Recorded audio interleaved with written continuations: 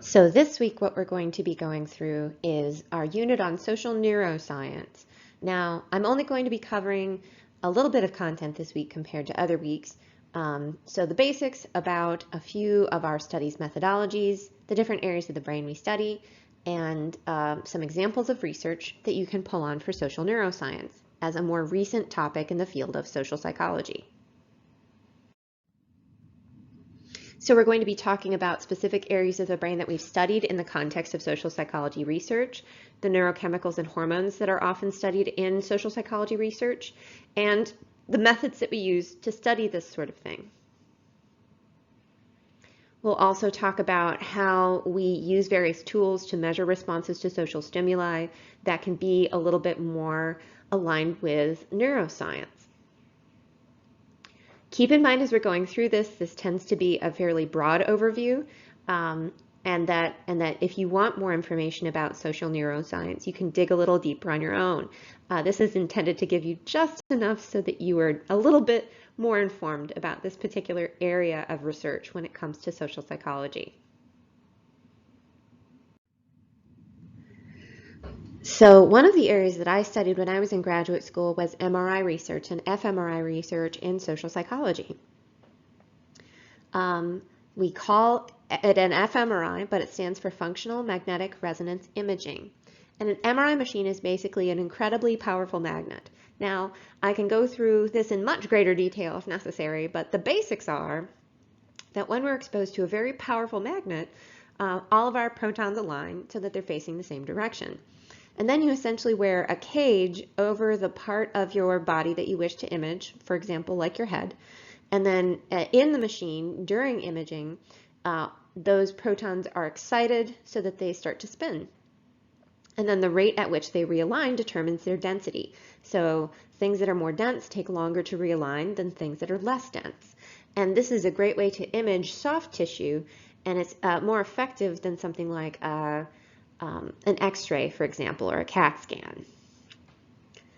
So unlike an X-ray, it's much better at distinguishing between various tissues and bone and providing a three-dimensional image that's very detailed of the brain.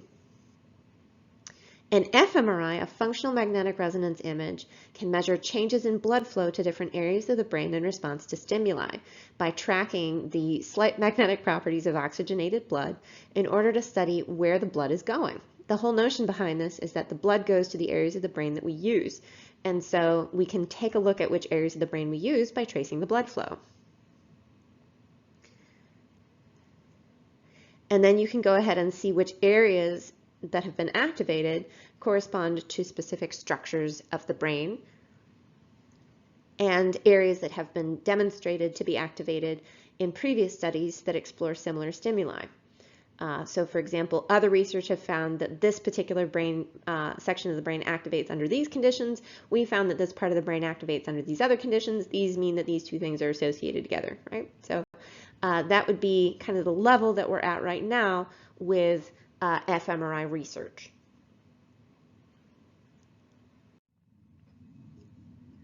So let's take a walk down memory lane when it comes to different structures of the brain that we tend to study in social neuroscience research. So hopefully this will be some review for you. Our amygdala is often studied in social neuroscience. This is located in the limbic system, and it's where we tend to process emotions, more specifically negative emotions like anger and fear. The fusiform gyrus sometimes will crop up. That's associated with facial recognition. The orbital frontal cortex is located in the frontal lobe of the brain, and the OFC is often associated with reward or pleasure. So when somebody's experiencing a positive set of circumstances or they feel rewarded, that particular part of the brain will light up. I actually have a video that shows the theory of mind network at work. We're going to talk about the theory of mind network in a little bit, but at one point they show responses to positive faces, and there's a specific part of the brain that they highlight that activates when he's making faces to smile, and that's the OFC right there. The VTA, or ventral tegmental area, is where dopamine is produced, so it tends to also be associated with that reward network. The anterior cingulate cortex, or ACC, and the insula are often associated with how we process pain. And as we'll talk about in a little bit, as a reminder, physical pain and social pain are processed in the same areas of the brain.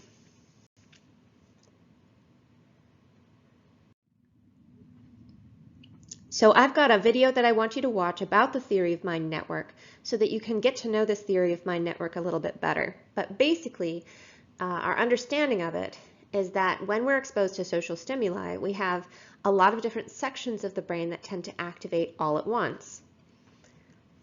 Here's an example of social versus non-social stimuli that talk about the same cause and effect sort of relationship. Mary's exam was about to begin. Her palms were sweaty. Sometimes a truck drives past the house. That's when the dishes start to rattle. But the one that's about Mary is inherently social. And what we've found is that when you play the top sentence, we tend to have additional brain activation than when you play the bottom sentence. And that top sentence tends to activate the theory of mind network due to its being social stimuli. And the theory of mind network is basically an additional system that we have that activates whenever we're exposed to something social, that involves extensive processing in our brain when it comes to perspective taking, empathy, facial recognition, and so on. So basically, when we have theory of mind activation, whenever we're exposed to social stimuli, there's this enormous network that tends to simultaneously activate. That's a complicated interaction of different areas of the brain all throughout the systems of the brain that are associated with things like perspective taking, facial recognition, our determination of why other people do what they do, and anticipating other people's reactions to things.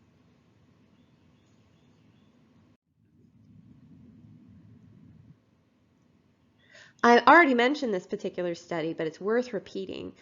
There was a study done by Susan Fiske, who was responsible for the stereotype content model. And if you'll remember with the stereotype content model, one of the things they were doing there was they were taking a look at competence versus incompetence and warmth versus coldness, and how those tend to be associated with different emotional reactions. So for example, if you perceive a group as being high in warmth and high in competence, that would result in pride. If it was low in warmth and high in competence, it would result in envy, and so on and so forth.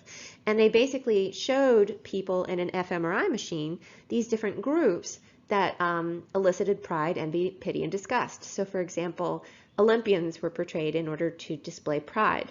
In the case of disgust, homeless people were portrayed. And once again, that would be someone who would be perceived as incompetent or low in power and also cold.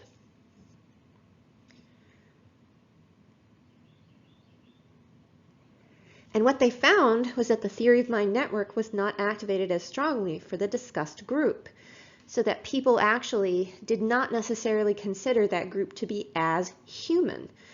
They didn't necessarily treat that group as social stimuli to the same extent that they treated the other groups, which is interesting food for thought.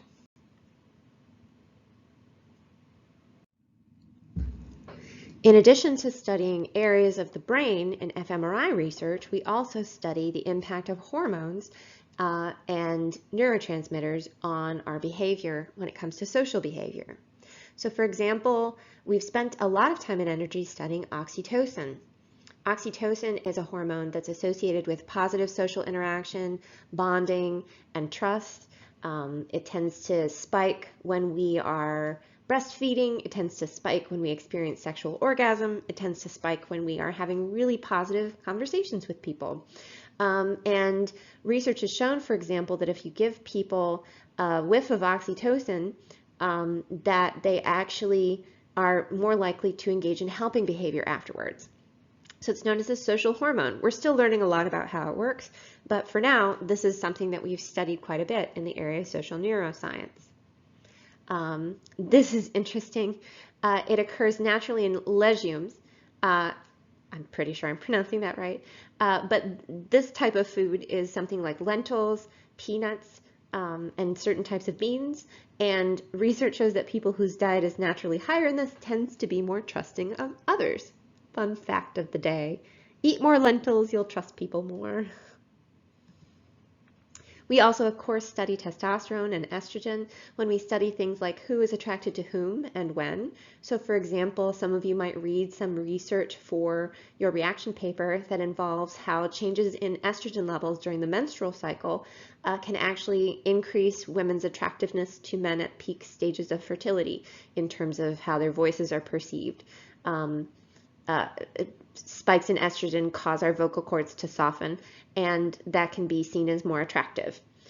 We also study how things like exposure to aggressive stimuli can lead to spikes of testosterone in the system. So we also study those sorts of things as well. Cortisol is a stress hormone, so that's another thing that we measure in response to certain stimuli. We study endorphins, serotonin, which is about mood balance. Endorphins are pain relief and also reward.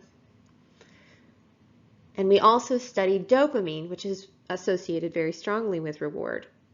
For example, by looking at what happens when we increase serotonin in someone's system or when we increase someone's dopamine and how that might impact how they approach risk or how helpful they are, how calm they are when they're responding to stress. And we can also measure someone's existing serotonin and dopamine levels and see how that might change how they interact with their social environment compared to people who have different levels in their system. So those are just some of the different hormones and neurotransmitters that we explore when we're looking at social neuroscience research. This is an example of Cyberball. So Cyberball is a virtual game that was developed in order to test reactions to social rejection. The premise is very simple. You enter into a computer game and you're told that there are two other people playing the game, and they start off by throwing the ball to you, and then after a while they stop throwing the ball to you and just start throwing it to one another. So this is just an example of the Cyberball task. Usually in the first round, they do a control where you get the ball at regular intervals, and then they do a rejection paradigm where they stop throwing the ball to you. And you can see that little hand at the bottom of the screen going back and forth. That would be you as the subject, and just kind of waiting for someone to toss you the ball, and then they never do. This is a paradigm that was used in the Eisenberger study, and then also in the Dewall study that I'll talk about in just a little bit.